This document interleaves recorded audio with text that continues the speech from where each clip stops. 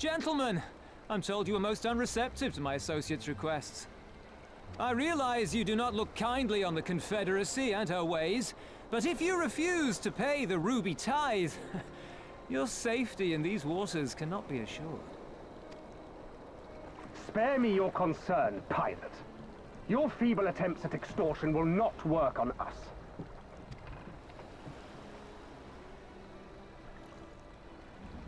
You remain at large because we allow it. Because you are such insignificant little pests that we see no need to swat you.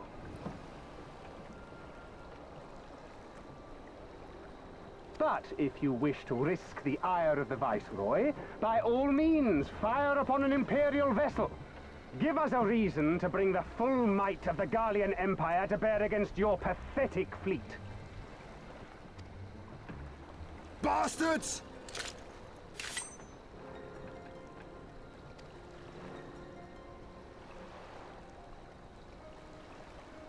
Gentlemen, surely the fact that you have such limitless resources at your disposal gives you all the more reason to spare some few coins for the less fortunate.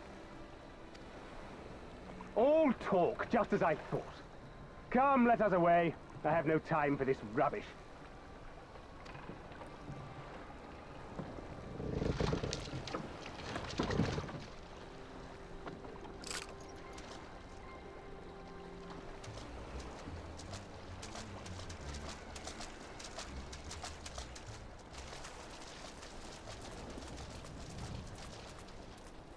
We're all the same to them, aren't we?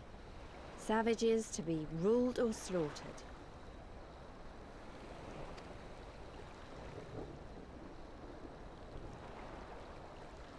They've always balked at paying the ruby tithe, but they were never so eager to pick a fight.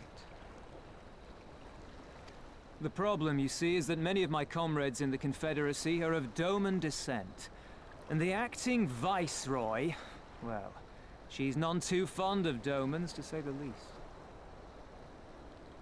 If we take any action to hinder the safe passage of an Imperial vessel, she'll accuse us of attempting to foment rebellion and brand us enemies of the Empire, which we can ill afford to be.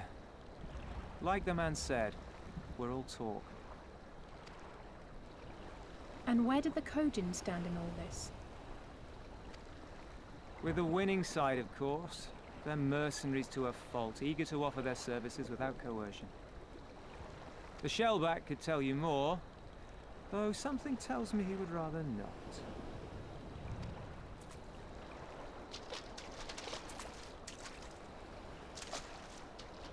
I don't understand. If the Garleans are causing the Confederacy this much trouble, and if so many of you are Doman to begin with, why aren't you willing to fight back?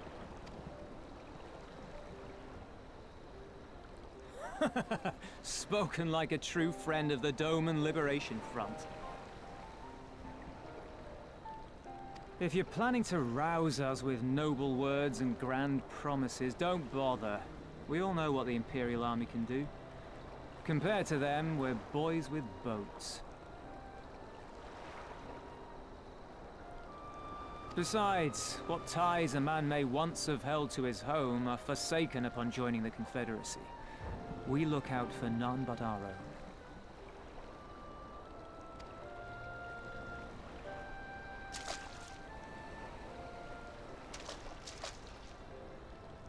Be that as it may, our livelihood is under threat, and the captain will need to decide soon whether we're to go down in a blaze of glory, or bow and scrape for crumbs from the Emperor's table. All while our friend the Viceroy continues her purge of Doma's radical elements. I believe she's holding court in one of the fishing villages even as we speak. That she-devil! Her perfidy knows no bounds! She must be stopped! Come, let us find Soroban and put us here at once!